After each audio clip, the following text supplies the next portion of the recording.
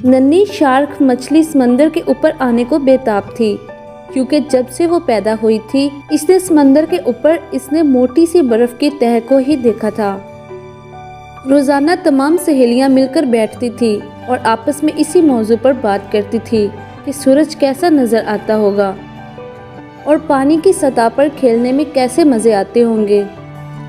आखिर वो दिन आ गया जब बर्फ बिल्कुल पिघल चुकी थी। नन्ही शार्क मछली सुबह के वक्त उठी और अपनी सहेलियों के साथ समंदर की सतह पर जाने के लिए निकलने लगी।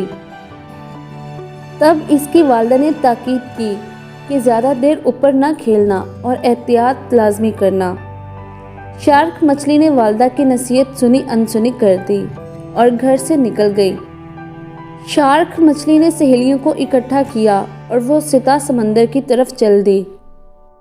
जब वो सब सतह पर पहुंची तो हसीन नज़ारे देखकर बहुत खुश हो गई। कुछ देर उभरते सूरज का मंजर देखकर वो तमाम समंदर की सैर को निकली। पानी में ऊपर नीचे गोते लगाते वो आगे बढ़ती गई। कुछ फासला तय करने के बाद इन्हें आसमान पर उड़ते परिंदे नजर आए। वो सब हैरान होकर इन्हें तकने लगी। इतने में कुछ परिंदे समंदर की तरफ बढ़े।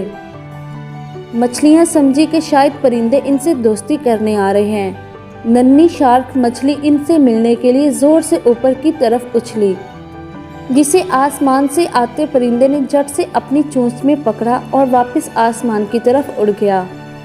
बाकी तमाम मछलियां समंदर के अंदर चली गई। इस तरह नन्ही शार्क मछली को अपनी वालिदा की मुकम्मल बात न सुनने और इस पर अमल न करने की सज़ा मिली और इसे अपनी जान से हाथ धोना पड़ा।